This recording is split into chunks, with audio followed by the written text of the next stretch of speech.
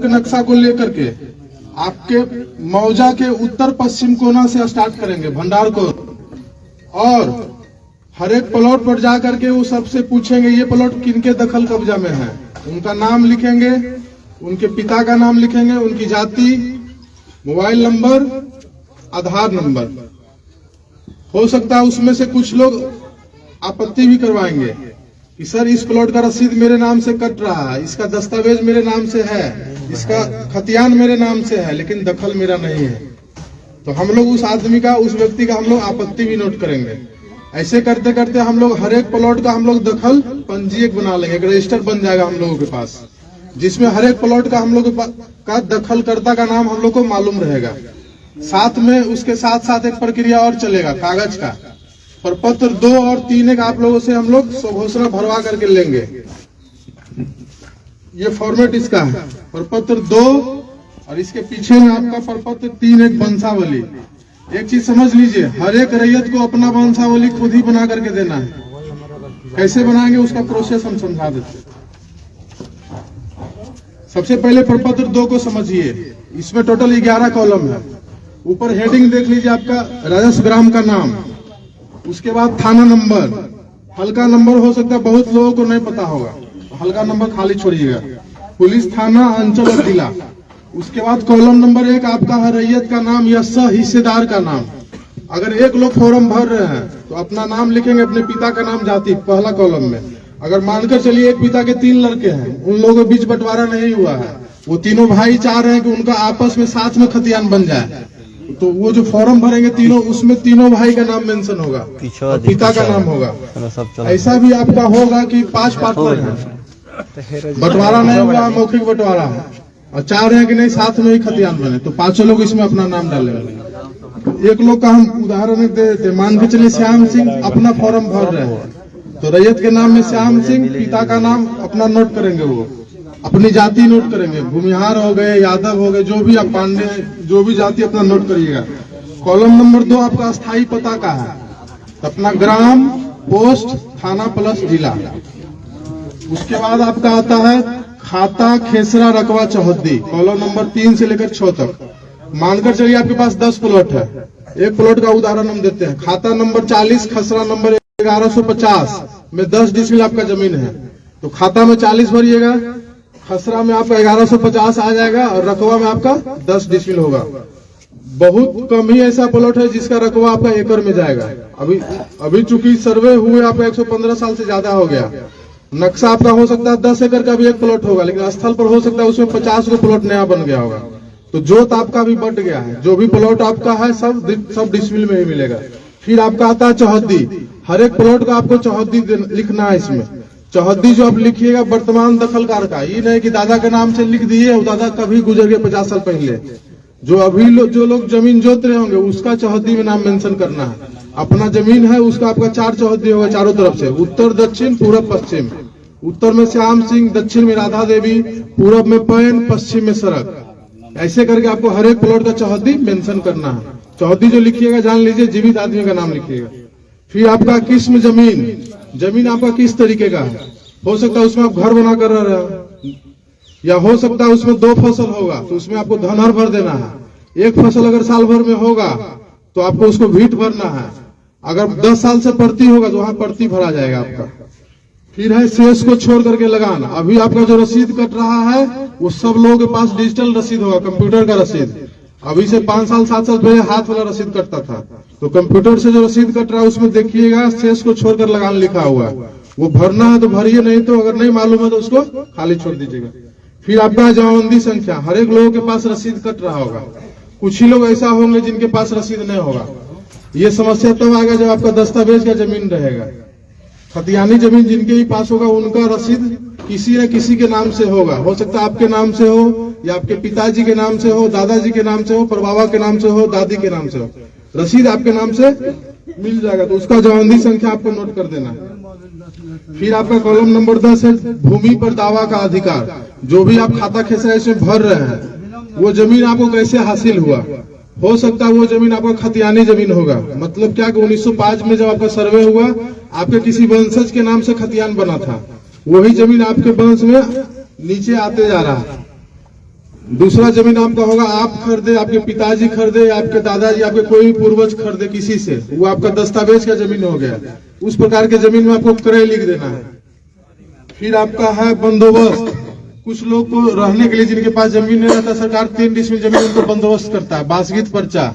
या फिर जो सैनिक के विधवा रहते हैं, सरकार उनको जमीन देती है 5 एकड़। तो जिनके पास ऐसा, या फिर कुछ लोग पास होगा जो नीलामी से जमीन लिए होंगे। पुराना जमाना में आदमी खाने के लिए अनाज नहीं जुटता था, तो आदमी रसीद कैसे कटवाता? तो जमींदार या सरकार उसका अंग्रेज जमीन को नीलाम कर देता था। तो कुछ लोग को जमीन वैसे भी हासिल हुआ होगा। या फिर कुछ गरमजरो जमीन जो आपका होगा, आप लोग मालिक से आप लोग बंदोबस्त करवाए होंगे, या फिर बिहार सरकार से।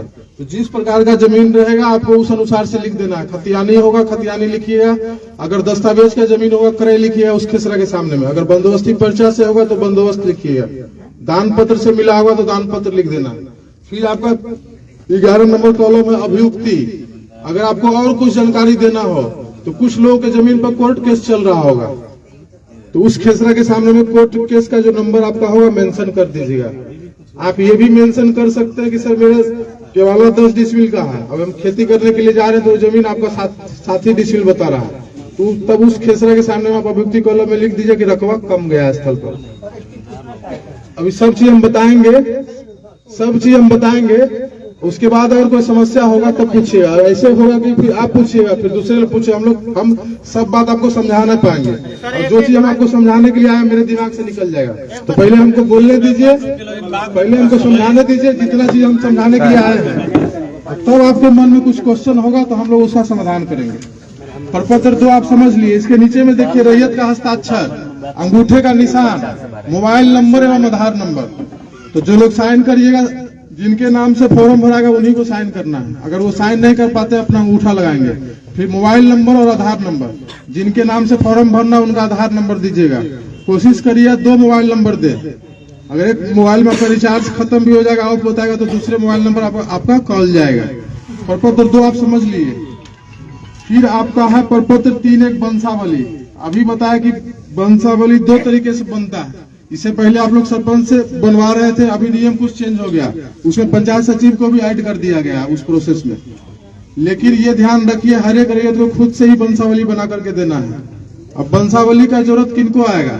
आपके परबाबा के नाम से जमीन आपका रसीद है, केवाला है, खतियान आपका है, और परबाबा चले गए ऊपर, कागज उन्हीं के नाम से है। उस कंडीशन में आपको परबाबा का नाम लिखिएगा और उनसे नीचे आपको बनाते जाना। जहां पर पहला जीवित आदमी मिल गए वहां पर वंशावली इंड हो जाएगा। मानकर चलिए मेरे परबाबा के नाम से जमीन था, मेरे पिताजी अभी जिंदा हैं, दादाजी भी चले गए, तो वंशावली जो बनाएंगे परबाबा का लड़का, अगर 3 तीनों का नाम मेंशन करेंगे, उन तीनों से फिर कितने लोग हुए सबका नाम मेंशन करेंगे, पिताजी पर आकर के रुक जाएंगे, फिर मेरा नाम वंशावली में नहीं आएगा। अगर दादाजी जिंदा हैं तो दादाजी पर ही स्टॉप हो जाएगा वंशावली। मतलब पहला जहां जीवित मिल गए वहां पर आकर के खत्म हो जाना। इसमें भी कुछ चीज आपको भरना है। अंचल आपका हो गया। अब देखिए इसमें कॉलम 3 को दिया हुआ है, जहां पर 5 लोग मिल करके जहां फॉर्म भरेंगे वहां पर उनको समस्या आएगी। फिर लोग छोटा छोटा लिख करके 5 लोग का नाम इसी में लिखना है आपको, क्योंकि जो फॉर्मेट है उसी में भरना। 3 लोग तक के लिए सफिशियंट फॉर्म है वंशावली वाला। उसके बाद फिर आपका देखिए इसमें कॉलम है निवासी, ग्राम, पुलिस थाना, अंचल, जिला, जाति। फिर आपका देखिए लिखा प्रपत्र 2 में अंकित है स्वर्गीय। अभी 90% लोगों के पास जो रसीद आपका कट रहा होगा जमाबंदी, वो उनके नाम से कायम है जो पृथ्वी पर अब है नहीं, तो स्वर्गीय में उनका नाम आएगा, उनके पिता का नाम। फिर आपका है राजस्व ग्राम, और फिर आपका आ गया ग्राम। तो जिनके नाम से रसीद कट रहा है उनका पता फिर पूछा जा रहा था, जो आपका पता है वही आपके दादा का भी पता होगा, तो पता आपका सेम हो जाएगा। फिर आपका है जमाबंदी क्रमांक संख्या, तो जिनके पास 1-2 जमाबंदी होगा भर दीजिएगा। उसके बाद फिर आपका है अंकित खाता संख्या। एक चीज समझिए, हो सकता है किसी के पास 8 खाता में जमीन होगा, 10 खाता में होगा, तो केवाला लिए होंगे तो अलग अलग खाता का जमीन हो जाएगा। फिर तो इतना यहाँ पर स्पेस नहीं है कि आप 200 खाता का मेंशन कर पाइएगा, तो 1-2 खाता लिख के वगैरह कर दीजिएगा। फिर आपका खेसरा संख्या, अगर आपके पास 2 प्लॉट है तो आप आसानी से भर दीजिएगा 2 खेसरा। जिसके पास 30 गो प्लॉट होगा तो उसको 1-2 प्लॉट को लिख करके वगैरह कर देना। फिर आपका आया रकबा। रकबा में टोटल जमीन जितना होगा सबको जोड़ करके लिखना है, कट्ठा बीघा में नहीं भरना है फॉर्म, डिसमिल में भराएगा आपका।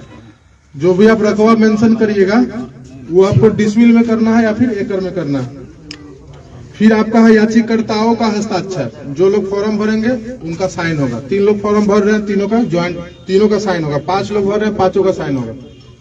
इसी के पीछे में आपको वंशावली बनाना है। अभी सब बताएंगे, अभी आप जा रहे हैं, कहीं जल्दीबाजी है, सुनिए। इसी के पीछे में आपका वंशावली बनेगा। जैसे बोले अभी परबाबा के नाम से जमीन है तो उनका वंशावली, या फिर आपके दादाजी के नाम से जमीन है। कुछ केस में ऐसा होगा जिनके पास कागज अप टू डेट है। मान के चलिए मेरे नाम से सब जमीन है, हम जोत कर रहे हैं 20 साल से, और सारा कागज मेरे ही नाम पर है, तो हमको वंशावली पीछे में बना करके देने का जरूरत नहीं है। वंशावली उनको देना जरूरी है जो कागज है लेकिन वो जिंदा नहीं है। इसी के पीछे में फिर आपको एक चीज और है, देखिए वंशावली में 2 पेज है। इसमें भी सेम आपका वही है जो प्रपत्र 2 में आप भरे, रैयत का नाम, पिता का नाम, अस्थायी पता, खाता खेसरा रकबा। अभी प्रपत्र 2 में हम बोले कि हर एक प्लॉट का चौहद्दी लिखना है।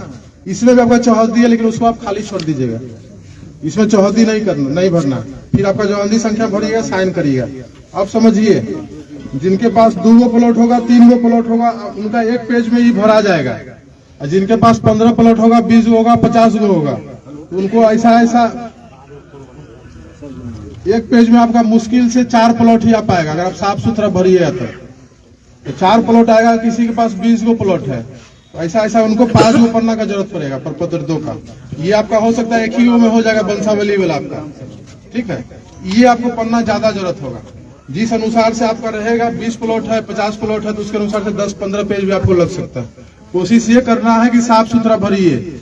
नहीं समझ में आता तो आपके मौजा के जो अमीन साहब है उनसे पूछिए, या फिर हम लोग का जो ऑफिस है पंचायत सहकार भवन हरपुर, अभी हम लोग गांव घूम करके ग्राम सभा कर रहे हैं। 25 तारीख के बाद से हम लोग 10 से 4 वहां आपको मिल जाएंगे। किस लोकेशन पे सर? पंचायत सहकार भवन हरपुर में हम लोग का ऑफिस बना, वहीं आप लोग आकर के मिलना, या फिर आप अपने अमीन साहब से आप बात कर सकते हैं। लाका टोला के बगल में हम लोग का ऑफिस है। अब एक चीज समझ लीजिए, आपके अमीन साहब हर एक प्लॉट पर आए, दखल नोट कर लिए। आप लोग साथ में इस फॉर्म को भरिएगा। और एक चीज और बताए, जो आप खाता खेसरा भरिए उसके साथ आप कुछ कागज भी आपको लगा कर देना होगा। जैसे आपके पास रसीद अवेलेबल होगा, दस्तावेज आपके पास होगा, उसका फोटोकॉपी, खतियान होगा, उसका फोटोकॉपी, वो सब लगा करके और तब आपको वहां जमा कर देना। जिनके नाम से फॉर्म भरिए उनका आधार कार्ड का फोटोकॉपी इसमें लगाइए। मोबाइल नंबर कोशिश करिए 2 को डाल देने का। आप समझिए, आपके मौजा में अमीन साहब आए, हर एक प्लॉट का दखल नोट कर लिए, साथ में आप ये कागज जमा कर दिए। अब उस दखल को आपके द्वारा जो कागज दिया गया उसका मिलान होगा कि आप जो जमीन जोत रहे हैं उसी का कागज दिए कि नहीं दिए। अगर सब चीज दे दिए तो रहती जमीन का ऑर्डर हम करेंगे, आपका खतियान बनेगा। अगर मजरूआ जमीन जो आपका रहेगा उसका ऑर्डर आपके सहायक बंदोबस्त पदाधिकारी आपको रेशम कुमार सर करेंगे। एक चीज समझिए, आपके पास 10 प्लॉट है, आप कागज आप 8 प्लॉट का आप जमा कर पाए, आपके पास 2 प्लॉट का कागज अवेलेबल नहीं हो पाया, पता भी नहीं चल रहा कि जमीन आपके पास कैसे आया, आपके पूर्वज आपको बता करके नहीं गए। तो जितना कागज अभी अवेलेबल है कोशिश करना सबको जमा कर देना। अब पहला जो कागज आपको हम देंगे, प्रपत्र 7 देंगे, खानापुरी पर्चा, और उसके साथ देंगे आपको हर एक प्लॉट का नक्शा। अगर आपके पास 10 प्लॉट है तो 10 प्लॉट का नक्शा मिलेगा और साथ में आपको प्रपत्र 7 मिलेगा, खानापुरी पर्चा। नक्शा जो देंगे उसको हम लोग बोलेंगे LPM, लैंड पार्सल मैप। उसमें आपको हर एक प्लॉट का नक्शा रहेगा, उसकी चौहद्दी मेंशन रहेगी। खानापुरी पर्चा जो देंगे आपको प्रपत्र 7, उसमें आपका नाम, आपके पिता का नाम, आपकी जाति, आपका पता, मोबाइल नंबर, आधार नंबर, साथ में जो अमीन साहब हर एक खेत पर जाकर के जो नया नंबर नोट करेंगे वो आपका हो गया नया खेसरा। तो उसमें नया खेसरा रहेगा, उस नया खेसरा का पुराना खेसरा क्या था, पुराना खेसरा रहेगा, साथ में उसका रकबा रहेगा और चौहद्दी रहेगी। उसमें हो सकता है कुछ आपको त्रुटि समझ में आएगा, जो कागज देंगे आपको उसमें कुछ सामान्य तरह का त्रुटि मिलेगा। जैसे आपको हो सकता है आपके नाम में गलत हो जाए, आपका पिता के नाम में गलत हो जाए, कुछ जाति में हो सकता है भूमिहार है आपका यादव हो गया, यादव है तो आपका पांडे जी उसमें आपका दिख जाएगा, या हो सकता है आपका चौहद्दी गलत होगा, मोबाइल नंबर या आधार नंबर, ये सब सामान्य त्रुटि है, ये आपका आसानी से सुधर जाएगा। आपको समस्या कब आएगी, जो आपका 7 प्लॉट है आपको हम जो है 5 प्लॉट का कागज दिए, 10 प्लॉट है आपको 8 प्लॉट का ही कागज दिए, 2 प्लॉट का कागज आपको हम नहीं दिए प्रपत्र 7, तब आप हमसे क्वेश्चन करिए सर मेरा 2 प्लॉट का क्या हुआ। उस 2 प्लॉट का क्या हो सकता है वो हम बताते हैं। या तो जिस खाता का जमीन रहेगा अगर उसके वंशज जिंदा रहेंगे तो वो जमीन का खतियान उनके नाम पर बन करके चला जाएगा, या फिर वो जमीन आपका अनाबाद बिहार सरकार के नाम से खतियान बन करके अंचलाधिकारी गौरैया कोठी के पास चला जाएगा। अब वो कब होगा? जब आप कागज हर एक प्लॉट का आप दे नहीं पाते हैं। हम लोग बोले कि 2 नंबर इसमें डालिएगा, जब आपका जब कागज का मिलान होगा तो आपको फोन जाएगा। अब उस टाइम में भी आप नहीं आइएगा, तो जितना कागज आपका अवेलेबल रहेगा, जितना कागज आपका सही रहेगा, उतना का आपका ऑर्डर हो जाएगा, उतना खतियान आपको मिलना है प्रपत्र साथ। अब एगो तो बोल दिया आपका जमीन हो सकता है बिहार से कर हो जाए कागज के अभाव में, या हो सकता है दूसरे के नाम पर चला जाए। एक चीज और समस्या आएगा कि आपका 10 डिसमिल का कागज आपका दस्तावेज है, आपको हो सकता है खानापुरी पर्चा जो देंगे हम 8.5 डिसमिल का देंगे, 8.6 का देंगे, 8.9 का देंगे, या 9 डिसमिल का दिए, तब आपको फिर आपत्ति करनी है प्रपत्र 8 में। टोटल 3 बार आपको मौका मिलेगा कि कागज में आपका जो खतियान में जो समस्या है उसको आप सुधार पाइएगा। 3 बार आपको 7 देंगे, उसमें कोई समस्या आपको समझ में आएगा, 8 में आपत्ति करिएगा, तब भी आपसे हम कागज ही खोजेंगे। मानकर चलिए आपका 2 प्लॉट का आपका खतियान नहीं बना, या 3 प्लॉट का नहीं बना, 4 प्लॉट का नहीं बना, या फिर रकबा गड़बड़ा गया कि रकबा आपका जो कागज में है जो आपका खतियान में उससे कम आपको दिए। ये भी हो सकता है कि कुछ लोग का रकबा बढ़ करके आएगा। आप समझिए कि रकबा गड़बड़ा कैसे रहा, और जो रकबा आपको जो देंगे हम अभी तो आपको हम ये नहीं बताएगा आप अमीन साहब आपके प्लॉट पर जाएंगे तो आपका प्लॉट नापेंगे, ये तो हम नहीं बताए। ये हम बोलेंगे आपका नाम, आपके पिता का नाम, सब चीज नोट करेंगे, पता, मोबाइल नंबर, आधार नंबर। एक चीज समझिए, ये जो सर्वे आपका हो रहा है वो हवाई सर्वेक्षण आपका है। तो जब हवाई जहाज के द्वारा हर एक प्लॉट का फोटो लिया गया है, तो हमको नक्शा के साथ साथ हर एक प्लॉट का एरिया स्टेटमेंट भी दिया गया है। ये प्लॉट इतना डिसमिल का है। अभी आपका जो उद्घोषणा आपका जो हुआ है उसमें ये बोला गया कि हर एक रैयत को अपने कागज के अनुसार आरी मेर सही कर लीजिए। जो लोग बाहर में होंगे आज से 50 साल से, हो सकता है उनका आरी स्थल पर खत्म हो गया होगा, तो चूंकि हवाई सर्वेक्षण हुआ है आपका, आरी नहीं दिखेगा तो हो सकता है 3-4 प्लॉट को मिला करके आपका एक प्लॉट बन जाएगा। या हो ये समस्या कहाँ आएगा? जहाँ पर आपका जंगल झाड़ है, या फिर जहाँ पर आप मतलब पेड़ पौधा लगा दिए, बागवानी कर लिए, वहाँ हो सकता है आपका एक प्लॉट बन करके आ जाएगा। तो जब अमीन साहब आएंगे हर एक प्लॉट पर, वहाँ अपने खुद से उपस्थित रह करके अपना दखल नोट करवाना है। अगर आपका नक्शा नहीं सही बना हुआ होगा तो अपना नक्शा भी वहाँ पर आप सही बनवाइएगा। ये भी कुछ लोग को मालूम होगा कि हम 10 साल 15 साल से खेती नहीं कर रहे हैं, और हर एक साल आदमी धान लगाता है, दोनों तरफ से आरी छाटता है, तो 100 साल से आरी छटा रहा है। समझिए आपका खेत कहाँ से कहाँ पहुंच गया। ऐसे भी आप अमीन साहब को आप नापने के लिए लाते हैं तो कोई बताएंगे उत्तर निकल गया, कोई बताएंगे दक्षिण निकल गया। अगर आप खेत पर रहिएगा आपको मालूम चलेगा कि मेरा जमीन ये कागज के अनुसार से कम है, जो अमीन साहब जाएंगे वहां पर आप नक्शा भी सुधरवा सकते हैं उनसे। और एक चीज और है, अगर आप खेत पर नहीं रहिएगा तो हो सकता है बगल का आपका आदमी हो सकता है आपके जमीन पर अपना भी दखल लिखवाने का कोशिश करेगा, तो उसमें फिर आपको दिक्कत होगा। अमीन साहब उस खेत पर आ गए, दखल नोट कर लिया, आगे बढ़ गया, फिर आपको ये सब वापस चलिए, तब मुश्किल आएगा। फिर आपको अमीन साहब से फिर रिक्वेस्ट करना होगा कि सर वापस चलिए, वहां पर हमको दखल दिखवा दीजिए किसका नोट है। या फिर मान लीजिए आपको पता चल गया कि नहीं मेरा नाम, अब एक चीज समझिए, किसी का 5 पार्टनर है, हो सकता है उसमें 1-2 पार्टनर ज्यादा होशियार होगा जो चाहेगा कि, या फिर हो सकता है उसमें 2 पार्टनर बाहर रह रहे हो, उनके मन में आ सकता है कि वो बाहर में है, उनको पता नहीं है सर्वे के बारे में, उनका भी जमीन हम खुद ही चरवा ले, ये हो सकता है। तो आपको जागरूक रहना है, प्लॉट पर रहिए, या फिर आपका अलग दखल कब्जा है तो अपना फॉर्म आप भर करके जमा करिए। कोई समस्या है अमीन साहब से मिलिए, उनसे समाधान नहीं हो पाता हमसे मिलिए, हमसे नहीं होगा तो फिर सर से मिलिए। एक चीज समझिए, जितना अच्छा आप कागज जमा करिएगा, जितना प्लॉट का मैक्सिमम प्लॉट का कागज दीजिएगा, उतना अच्छा प्रपत्र 7, उतना अच्छा खतियान आपको बन करके मिलेगा।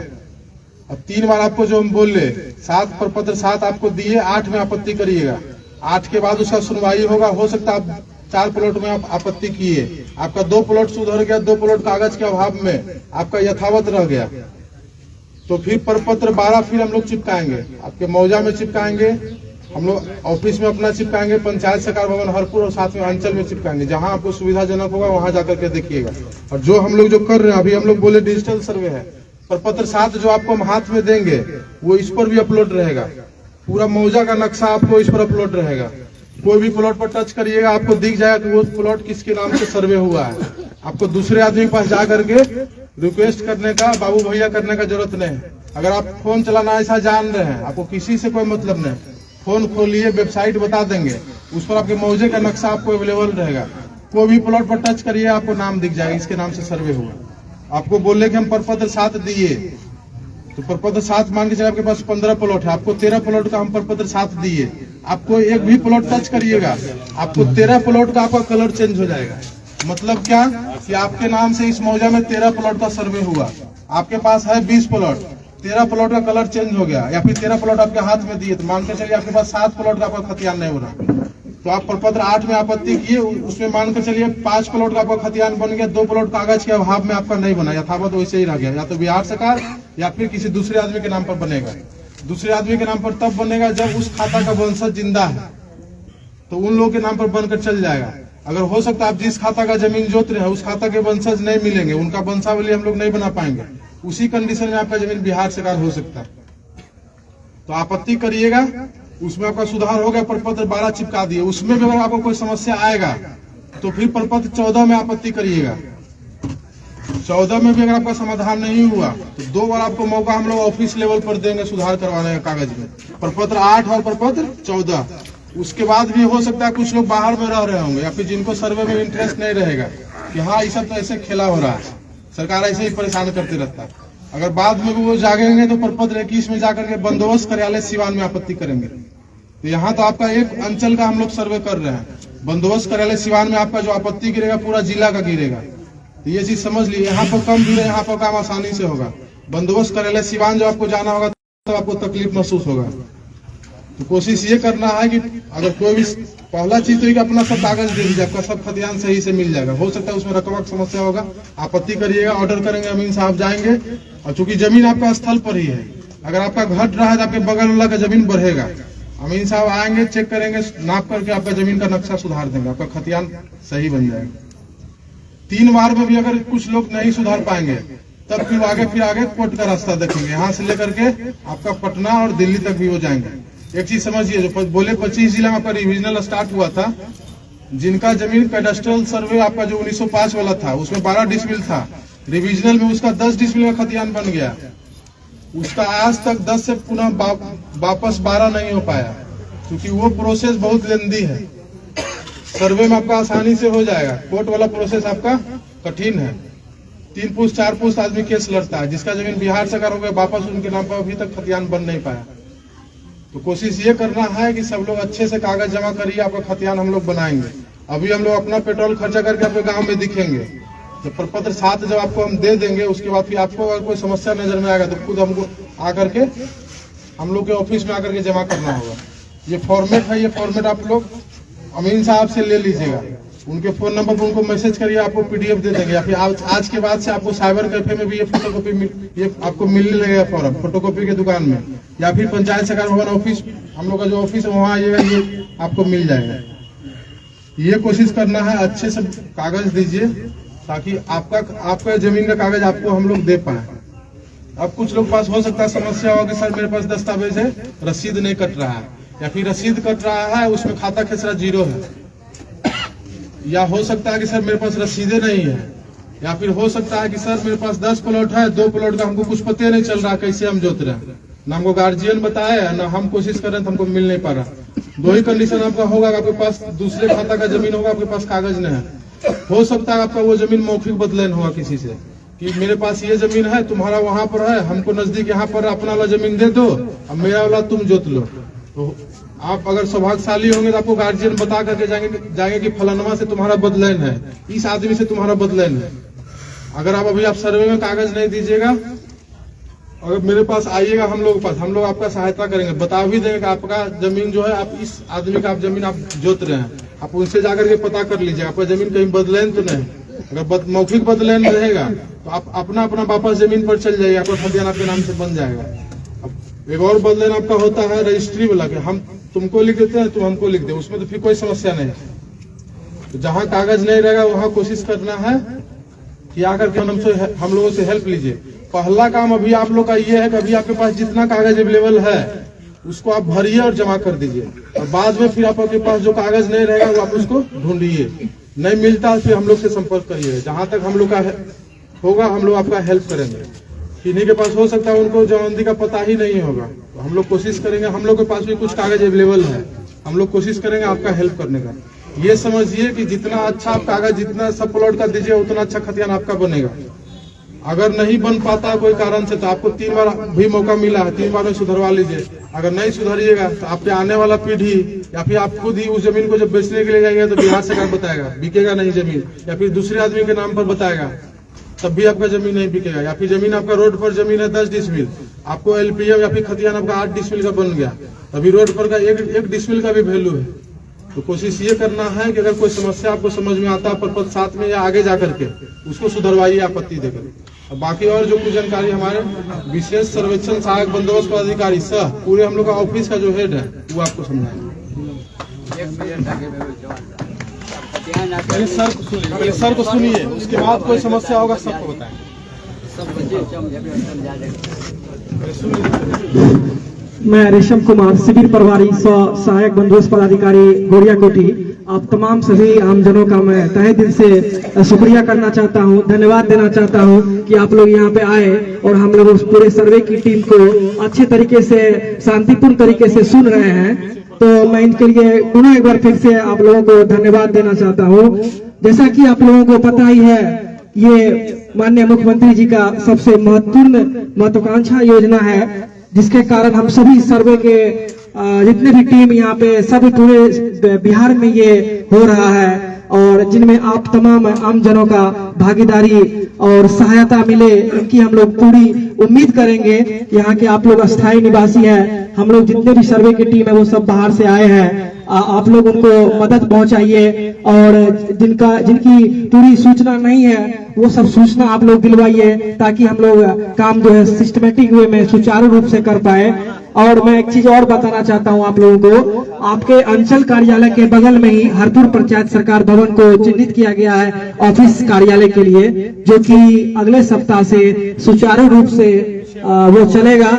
अभी हम लोग सभी जगह सभी पंचायत में ग्राम सभा कर रहे हैं और जिसमें कि अभी तक हम लोग काफी ग्राम सभा कर चुके हैं और यहाँ के जनप्रतिनिधि से भी हमारा ये हमारे जितने भी सर्वे की टीम है उन सबका अनुरोध रहेगा कि आप लोग जिन को पता नहीं चला है या जिनके कारणों तक ये खबर नहीं गया है, आप लोग उनको खबर पहुंचाए जो यहाँ सर्वे का काम स्टार्ट होने वाला है और कुछ ही दिनों में यहाँ पे सारा चीज आप लोगों को मिलेगा। आप लोग जितने भी यहाँ पे आमजनों आए हुए हैं, जो नहीं आए हैं, उनको भी आप लोग खबर ये पहुंचा दीजिएगा। और हम लोग का जो शिविर कार्यालय हरपुर पंचायत सरकार भवन है, वहां पे आप लोग आइएगा। जो भी समस्या आप लोगों का होगा, जो भी आप लोगों का कागजात से समस्या है या जो भी जानकारी लेना चाहते हैं, आप लोग वहां आइएगा और अपने अपने संबंधित अमीन का आप लोग नंबर रखिएगा। चाहे आप लोग आपके जनप्रतिनिधि के पास हर अमीन का नंबर रहेगा, हर मौजे के अमीन का नंबर रहेगा, उनसे आप संपर्क करके आप लोग क्या नाम है उनसे जानकारी ले सकते हैं और जो भी जहां तक मदद होगा हम लोग उसमें पूरा करेंगे। और आप लोगों का जो हम लोगों को सहायता मिलेगा इसकी हम लोग पूरी उम्मीद करेंगे। जो आप लोग जहां हम लोग बाहर से आए हुए हैं तो हम लोग को क्या नाम है पूरी सहायता का हम लोग उम्मीद करेंगे। और मैं एक चीज और बता देना चाहता हूं, इस चीज का उद्देश्य क्या है, ये जो सर्वे का काम हो रहा है इनका क्या उद्देश्य है, मैं एक चीज इसका छोटा सा एक झलक देना चाहता हूं। ये आज के डेट में आपके तमाम जितने भी पीढ़ी है, आने वाली पीढ़ी है, वो सब बाहर रहते हैं, पढ़ते हैं, लिखते हैं, चाहे बहुत दिनों से बाहर रह गए हैं। और आने वाले समय में आपके जनरेशन, आपके पीढ़ी जो है, उनको कहीं नहीं जाना पड़ेगा। सारा चीज एक ऑनलाइन प्लेटफॉर्म पे आ जाएगा, एक कंप्यूटर में फिट हो जाएगा और वो सब चीज कहीं भी रहने के, वो दुनिया के किसी भी कोने से एक मात्र कंप्यूटर में खोलने से, नेट पे खोलने से उनका सारा चीज दिख जाएगा। जो आपका लोकेशन कितना, कहाँ पे है, आपका रकबा कितना है, आप कौन सा जमीन का आपका लगान कट रहा है या नहीं कट रहा है, सारा चीज एक ऑनलाइन आ जाएगा, ताकि आने वाले समय में आपके पीढ़ी को किसी भी तरह की मुश्किलों का सामना नहीं करना पड़े। सीओ कार्यालय या राजस्व कर्मचारी या इधर उधर जिला कहीं भी जाने की जरूरत नहीं पड़े। ये हम लोगों का कोशिश है और आप लोग जितने अच्छे तरीके से हम लोगों का कोऑपरेट कीजिएगा, कागज दीजिएगा, हम लोग अच्छे तरीके से उनका ये खतियान बनाएंगे। जैसा कि हमारे अमीन कानूनगो सर बोले, जो इस तरह के हम लोग आप लोग को बना के देंगे। आपके मोजा में आपके अमीन आएंगे, सब चीज वो देखेंगे। उनसे अगर कोई समस्या का समाधान नहीं हो पाता है तो हमारे कानूनगो जो है वो करेंगे, उनसे भी नहीं हो पाता है तो हम पूरे शिविर के प्रभारी हैं, हमसे भी आके लोग मिले, हम लोग भी क्या नाम वहीं पे बैठेंगे शिविर कार्यालय में, आप लोगों सबको जो भी है वो सारी जानकारी दी जाएगी। अब जो भी क्वेश्चन है आप लोग पूछ सकते हैं क्या, और कोई भी अधिक जानकारी, अभी हम लोग ग्राम सभा कर रहे हैं, अभी इसके बाद तो जामा पंचायत में ग्राम सभा है, तो आप लोग शिविर कार्यालय आइएगा तो विशेष जानकारी वहाँ पे हम लोग दे पाएंगे। और अभी जो भी है एक आध दो सवाल पूछ के हम लोग को बताइए। कुछ